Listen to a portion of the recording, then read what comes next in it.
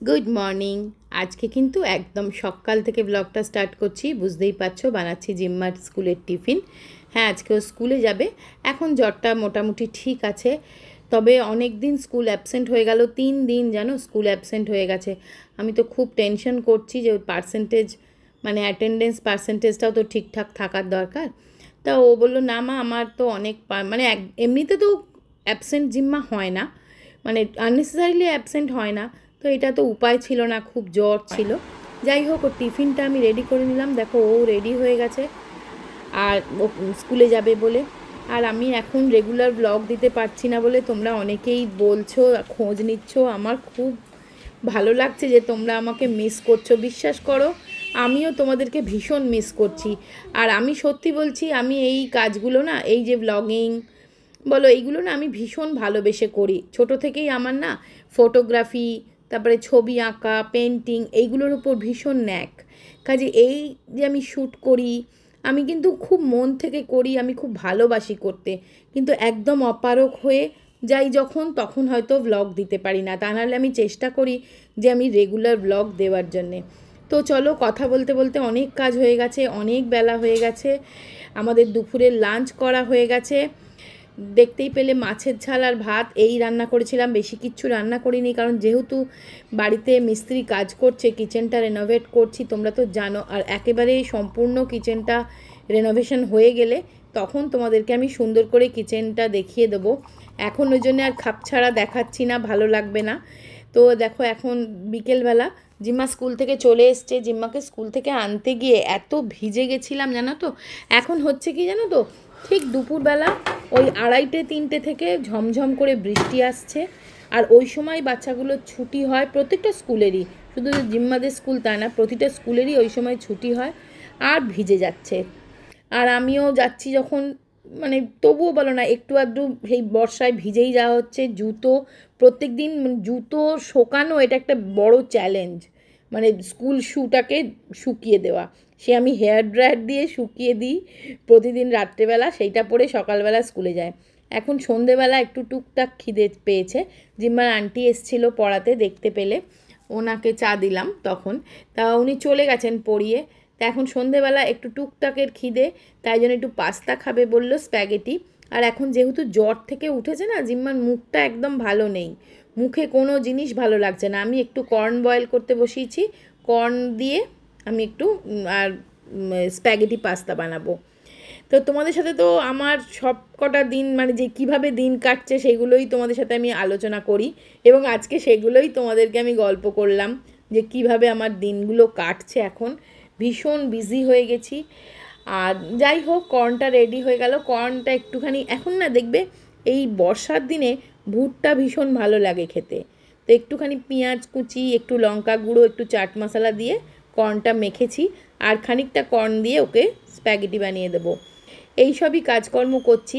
তোমরাও আমাকে জানাবে যে তোমরা কীরমভাবে দিন কাটাচ্ছ। আর হ্যাঁ, তোমরা অনেকে জানতে চেয়েছো যে জিম্মার পরীক্ষা কবে থেকে। ওর পরীক্ষা এখন তো ওর প্র্যাকটিস টেস্ট চলছে, মানে 2টো প্র্যাকটিস টেস্ট আছে।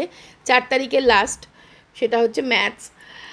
আর এমনিতে ওর হাফ ইয়ারলি পরীক্ষা শুরু হচ্ছে 18 আগস্ট থেকে, 18 আগস্ট থেকে। আর 28 আগস্ট অবধি মানে চলবে কন্টিনিউ। ওই জন্যে আর পুজোর কটা মাত্র দিন বাকি। আমাদের তো কিচ্ছু পুজোর মার্কেটিং হয়নি, পুজো শপিং। আর তোমাদের কার কি পুজো শপিং হলো আমাকে কিন্তু অবশ্যই জানাবে। ভালো লাগে না বলো? দেখবে পুজোর বাজার এমন একটা জিনিস, ছোটোবেলার দিনগুলো মনে পড়ে। পুজো মানে, আর সত্যি কথা বলতে কি, আমাদের ছোটোবেলায় কিন্তু এরম সারা বছর এত জামা কাপড় কেনা, এত শপিং, এগুলো হতো না। এখনকার বাচ্চারা ওই জন্যে অনেক কিছুর মজা ঠিক করে নিতে পারে না। যেমন পুজো শপিং বা পয়লা বৈশাখের শপিং। পয়লা বৈশাখে একটা নতুন জামা হবে, এটা ছোটোবেলায় আমাদের একটা পয়লা বৈশাখটা কবে আসবে, নতুন জামা পরবো। আর হচ্ছে পুজো, পুজোর সময় বাবার সাথে, বাবা মা সবাই মিলে আমরা শপিং করতে যাওয়া। একদিনে তো পুজো শপিং কখনো হতো না, কিন্তু মেন একটা দিন যাওয়া হতো, যেদিনকে বাপি সঙ্গে যেত এবং মানির শাড়ি, আমাদের জামা কাপড় কেনা হতো, যাকে যা দেওয়ার কেনা হতো, প্লাস হোটেলে খাওয়া। এই একটা মজার দিন ছিল। তা তোমাদের কি শপিং কেউ স্টার্ট করলে কি না জানি না। কিন্তু এখন দেখবে সারা বছর যেহেতু আমরা শপিং করি এই শপিং মলের দৌলতে, কাজেই পুজো শপিং আলাদা করে মানে অবশ্যই একটা আলাদা ক্রেজ থাকে, পুজো শপিংয়ের একটা আলাদা এক্সাইটমেন্ট থাকে।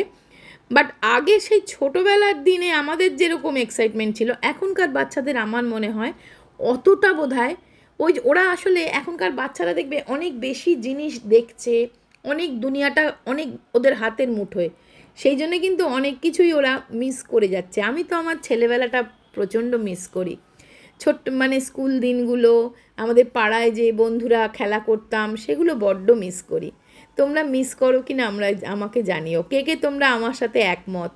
ছোটোবেলার দিনগুলো একটু আলাদাই ছিল, আমাদের সময় একটু আলাদাই ছিল। এখনকার বাচ্চারা তো পড়াশোনা, স্কুল, টিউশন এই সব নিয়েই ব্যস্ত থাকে, কোথায় আর খেলতে যাওয়া বলো তো। কিন্তু আমাদের বিকেলবেলা একটা রুটিন করে খেলতে যাওয়া কিন্তু ছিলই ছিল, কুমিরডাঙ্গা, লুকোচুরি, তাই না? খেলতাম খুব মজা করে, পাড়ায় ছোটাছুটি করে, নাই বা থাকলো মাঠ, আমরা পাড়ার গলিতেই ছোটাছুটি করে বাচ্চারা খেলতাম। তখন এত টেনশন ছিল না জীবনে। আর এখন সত্যি বাচ্চাকে ছাড়তেও ভয় করে। আমি বলবো কি, আমি হয়তো জিম্মাকে কেউ খেলতে ডাকলে মানে গলিতে, এর গলি ওর গলি, আমি ছাড়বো না। এখন দিনটাই ওরকম হয়ে গেছে, দিনকাল অনেক বদলে গেছে গো। সত্যি আমরা ছোটোবেলায় এত টেনশন নিয়ে কাটাইনি, এখন বাচ্চাকে ছাড়তেই খুব টেনশন। কথা বলতে বলতে দেখো ডিনারের প্রিপারেশন শুরু করে দিয়েছি। আজকে তোমাদের সাথে অনেক মনের কথা বলে দিলাম, মানে ছোটোবেলার স্মৃতি, ছোটোবেলার কথা। আর আমরা তো এক ভাই এক বোন, জানো তো, আমার দাদা আমার থেকে অনেকটাই বড়, তোমরা তো দেখেছো দাদাভাইকে। আর আমি আর দাদাভাইয়ের ওর জন্য অনেকটাই তফাৎ। আমি স্কুলে পড়তাম, মানে তখন দাদাভাইয়ের চাকরি করতো, আর ওই জন্যে না আমার খুব একটা ডিমান্ড ছিল দাদাভাইয়ের কাছে। ছোটোবেলায় যা কিছু আমি মানে আবদার করতাম, বাপিকে তো করতামই, প্লাস উপরি পাওনা হচ্ছে আমার দাদা, যেহেতু চাকরি করে, কোনো কিছুর দরকার হলেই দাদাভাইকে একটু আদর করে গলা জড়িয়ে চাইলেই দাদাভাই সঙ্গে সঙ্গে দিয়ে দিত। সেই ছোটবেলার কথাগুলো মনে পড়ে জানো তো, আর খুব মিস করি। এত দূরে থাকে তো, আমার দাদা থাকে কানাডায়, তোমরা অনেকেই হয়তো জানো, যারা আমার নতুন ভিউয়ার্স তারা হয়তো জানো না। আর অনেক দিন পরে পরে দেখা হয়, আর খুব মানে তখন মিস করি। মাঝে মাঝে এক একদিন দুপুরবেলা না ভীষণ দাদাভাইকে মিস করি, কি জানি কেন। এখন সবাই, অনেকেরই তো এখন তো সবাই বলো না কে বাইরে বাইরে। যাই হোক, কথা বলতে বলতে অনেক কাজ গুছিয়ে ফেলেছি, বাজার করে নিয়ে এসছে, লেবুগুলোও জায়গায় রেখে দিচ্ছি, মানে কাজ আমার চলতেই থাকছে। আর এখন যেহেতু এই মিস্ত্রি কাজ করছে না, আমার যত কাজ এই বিকেলের পর থেকে, ওনারা চলে যায় যেই, তখন দুপুরের খাওয়াটা আমাদের কোনো রকমে হচ্ছে, ওই এক তরকারি ভাত। যখন ওরা 1টার সময় লাঞ্চ ব্রেকে যায় তখন আমি কোনো রকমে একটু রান্না করে মানিকে অন্তত খেতে দিই। আর এই রাতের দিকে আমি বেশিরভাগ রান্নাটা করে রাখি, ধরো আগামীকালের জন্য চিকেনটা করলাম, যে বেশি করে করলাম, কাজে ওটা থেকে যাবে, পরের দিনও হয়ে যাবে। আর এখন করছি একটু চিলি পনির, এটা টিফিনে হয়ে যাবে বা কালকে ব্রেকফাস্টেও হয়ে যেতে পারে চিলি পনির। এখনও যদি সুবির খেতে চায় একটু চিলি পনির দিয়ে রুটি খেতে পারে।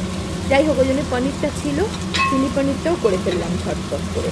তো এই রকমভাবেই এখন দিন কাটছে। আর ওই জন্য না অনেক সময় এডিটিং আমি করতে টাইম পাচ্ছি না। তারপরে তো জিম্মার জ্বর ছিল গত সপ্তাহটা, তা এবারে আশা করছি তোমাদের সাথে রেগুলার ব্লগ শেয়ার করতে পারবো। তা তোমাদের ভালোবাসায় মানে সত্যি বলছি আমি আপ্লুত, মানে আমি একটু ব্লগ না পোস্ট করেছি তো তোমরা এতজন আমাকে কমেন্ট করেছো কেন ভিডিও আসছে না। তো এইটাই কারণ ছিল ভিডিও না আসার, তোমাদের বলে দিলাম। আর সত্যি বলছি আমিও খুব মিস করেছি, এবার আর মিস করব না, না তুমি না আমি। আশা করছি এবার থেকে রেগুলার ব্লগ দেব, চেষ্টা তো করব। তো চলো, ডিনারের প্রিপারেশান তো আমার হয়ে গেছে। ডিনার, আর এখন দেখলাম সুবীর বাজার করে আসার পর বোধহয় একটা মাজা এনেছে, মেয়ে বলে দিয়েছিল নিশ্চয়ই বাবা মাজা আনবে, সেই জন্য একটুখানি মাজা সার্ভ করছি। অনেক দিন পরে মাজা আনলো। জিম্মা এমনিতে কোল্ড ড্রিঙ্কস খেলে থামস আপটাই খায়, আমাদের বাড়িতে মাজা অনেক দিন পরে এলো। যাই হোক চলো। আরে বেশি খেলে কিরকম গা বমি করে না, এটা মিষ্টি তোমার করে। হ্যাঁ,